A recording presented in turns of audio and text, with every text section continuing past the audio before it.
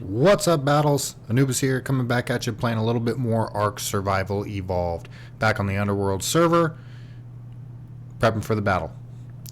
So it's been a little bit since I made my last video, guys, which was the contest entry video that we had posted. And since then, I wanted to do another video last Wednesday, but I got off of work pretty late. And then on Thursday was actually my birthday, and it happened to be Thanksgiving at the same time, so that just didn't really work out.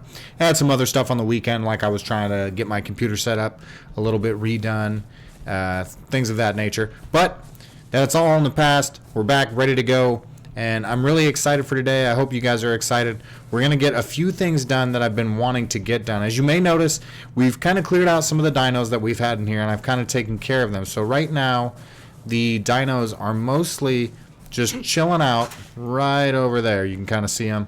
They're all just kind of right there, and they keep getting attacked by things, or things keep coming over there and spawning, and they just kind of cluster up together.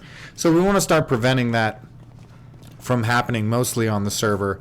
We want to take them to more of a contained area in preparation for the new update that is going to be coming down, which is going to be the 226 update. Now, they said that was coming out on Sunday. It didn't come out on Sunday. It also, now they say Monday night. I don't know. It's Monday night right now. I don't know what day it's going to be for you guys. I'm going to upload this definitely tonight, so it's going to be uploaded Monday night. I don't know if we'll be on 226 by Monday night or not. Who knows? The devs have said a lot of things, and I don't hold anything against them. It takes a lot of work to develop a game and get everything all ready to go and things polished. But that being said, we definitely want to do a little bit of prep work in preparation for the update. So the update is going to be adding a couple really cool things. Hopefully, the Oviraptor is one of those. Now, it says, the Oviraptor's been promised a couple times, and it hasn't went through just due to it needs more polishing. That's what the patch notes say. So I don't know what the issue is with it, but hopefully that will come in 226, the Oviraptor. I'm really looking forward to that. And this is what we're going to be doing today, just in kind of preparation for that. And I've got some stuff and things together. As you can see, I've already kind of started out. This is also going to be a tutorial for you guys. So I wanted to show you guys a little bit of how me and North do the walls over at the other base that we are doing. And I've done a couple videos of that other base over there, but I haven't ever really showed you guys how to do the walls. So right here, this area right here, I've kind of lined out, and this is just going to be kind of a dino holding area.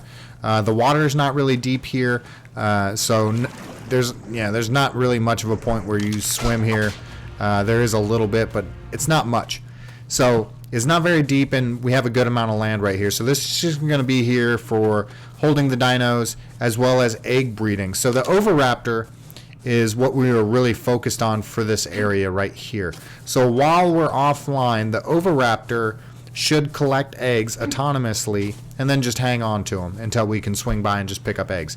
And that's going to really increase our production of kibble and allow us to get some super high level tames, or perfect tames as it were, because we can already get really high level tames, but they're hardly ever perfect. Most of the time when I tame a 120, even with prime meats, I might get 48 levels instead of, or is it 48? Yeah, 58 levels instead of the 59 levels.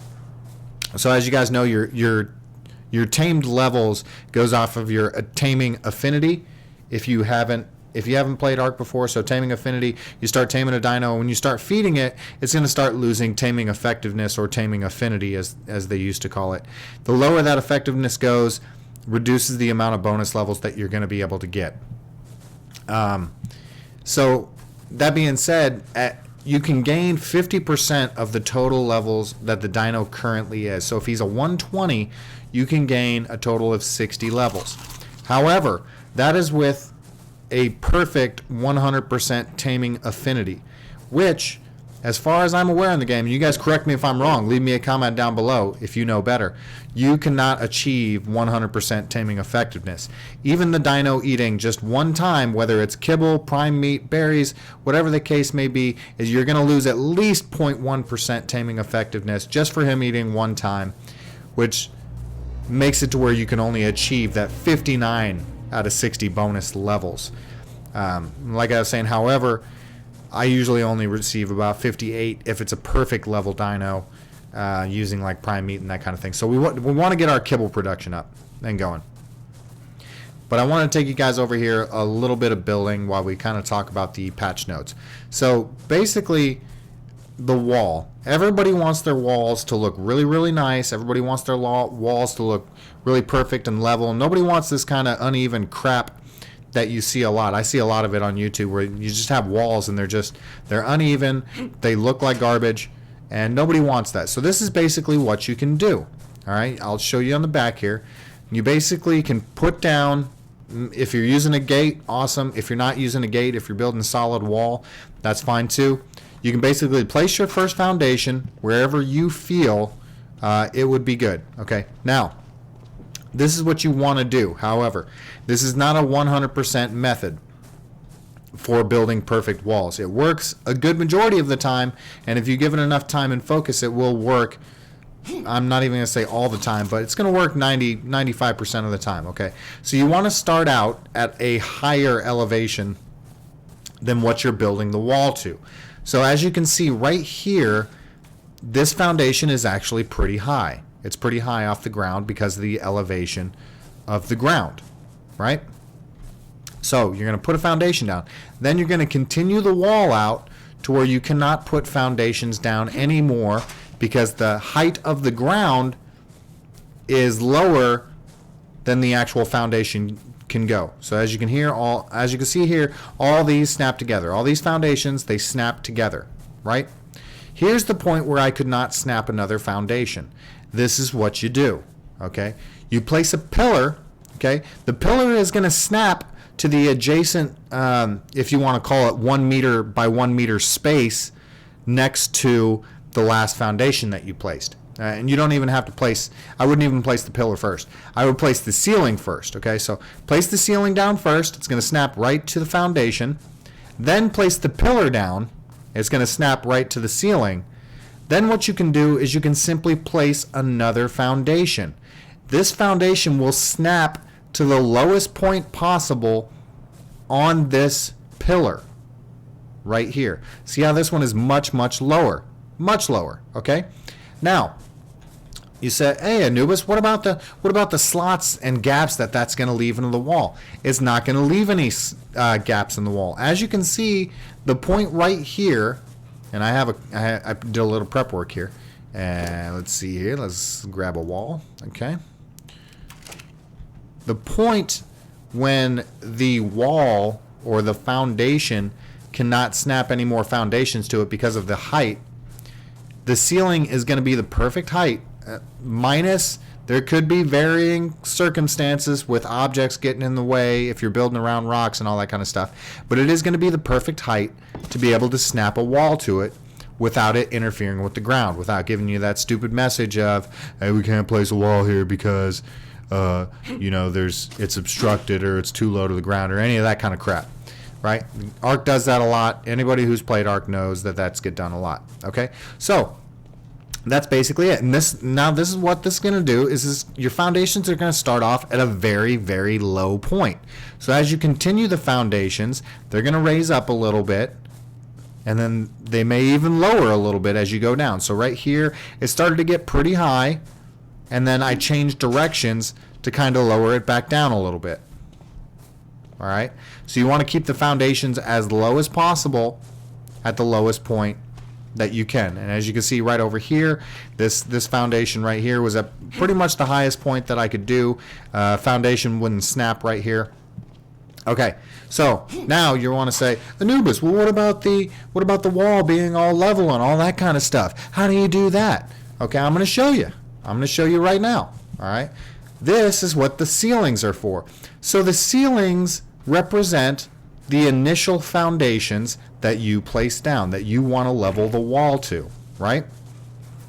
So, and I did a little bit more prep work for you guys because I love doing a little prep work. Let's go over here. Grab all these ceilings off. I think I can hold them all. Yep, I can hold them all without being encumbered. I'm a little bit slower, no big deal though. No big deal. So this, like I said, these ceilings represent the initial foundations that you place, right? So you just continuously snap ceilings to this, matching the entire wall.